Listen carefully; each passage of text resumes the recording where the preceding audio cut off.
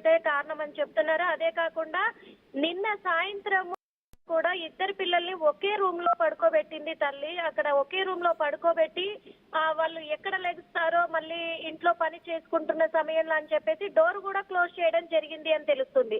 ఆ door close చేసి తను హాల్లోకి వచ్చి తను వర్క్ చేసుకుంటున్న టైంలోనే ఈ ఏసీ బ్లాస్ట్ సౌండ్ పెద్దగా వినిపించడంతో ఒక్కసారిగా ఆ తల్లి డోరు తీయడంతో కూడా అప్పటికే ఏసీ పేలిపోయినట్టుగా తెలుస్తూ ఉంది.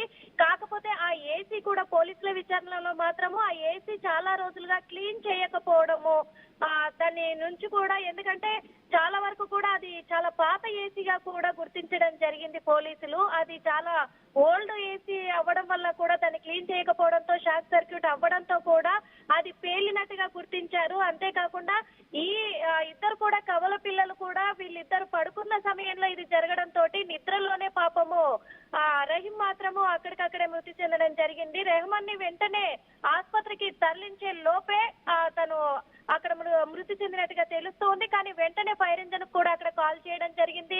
ఫైర్ సిబ్బంది రావడము అదంతా కూడా దట్టమైన పొగలు అలుముకొని ఆ ఇంటి మొత్తానికి కూడా ఆవహించిపోయింది. ఆ ఏసీ పేలడంతో మంటలని కూడా తెలుస్తూ ఉంది. వెంటనే హుటాహుటిన సిబ్బంది అంతా అక్కడికి చేరుకొని పోలీసులు కూడా అక్కడికి చేరుకొని వెంటనే ఆ మంటలని అదుపులోకి తీసుకురావడం కూడా జరిగింది. ఏది ఏమైనప్పటికీ కూడా వీళ్ళు ఒకే ఇంట్లో కవలలు ఇద్దరు కూడా వాళ్ళకి ఇంకొక మూడో వ్యక్తి కూడా ఎవరు లేరు. ఇద్దరు చిన్న పిల్లలే.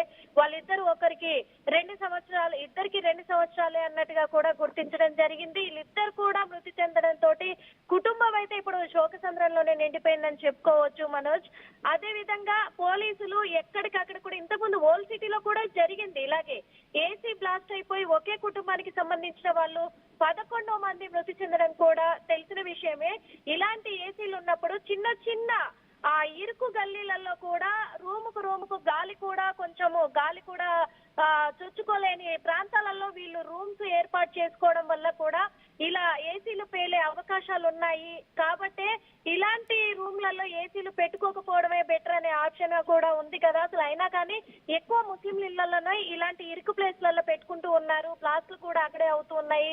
వాళ్ళు క్లీన్ చేసుకోకపోవడం కూడా కారణమై ఉంటుంది అని చెప్పేసి పోలీసులు చెప్తున్నారు మనోజ్. రైట్. అంటే ఆ సంఘటనకు సంబంధించి కుటుంబం ఏం చెప్తుంది? గతంలో ఏమైనా సిమ్టమ్స్ కనిపించాయా ఏసీకి సంబంధించి చల్లబడకపోవడం? అంటే ఆ సడన్ గా పేలిందా? ఎటువంటి సిచ్యువేషన్ ఉండేది? ఎవరు గమనించలేదా ఆ సిచ్యువేషన్లో? అంటే ఎక్స్ట్రీమ్ గా ఇక లోపలికి వెళ్ళనివ్వకుండా మంటలు చెలరేగా చుట్టుపక్కల స్థానికులు ఏం చెప్తున్నారు? ఆ ఏసీ మాత్రము వాళ్ళకి ఇంతకు ముందు కూడా ఒకసారి అది పని చేయకపోతే దాన్ని రిపేర్ చేయించినట్టుగా తెలుస్తూ ఉంది. కానీ ఆ రిపేర్ చేయించిన సమయంలో అది కరెక్ట్ గా చేశారా, వైర్లు సరిగా బిగించారా లేదా, అది క్లీనింగ్ సరిగా చేశారా లేదా అనేది కూడా వాళ్ళు చెక్ చేసుకోలేకపోయారు. ఇది క్లీన్ చేయించాం కదా, ఇది రిపేర్ చేయించాము, బాగానే పనిచేస్తుంది అనే ఒక ఉద్దేశంలో ఉన్నాము. అది ఒకసారి 2 సార్లు రిపేర్ వచ్చినప్పుడు అలా చేయించుకోవడం అలవాటే అందరికి కాబట్టి చేయించాం మేము కూడా.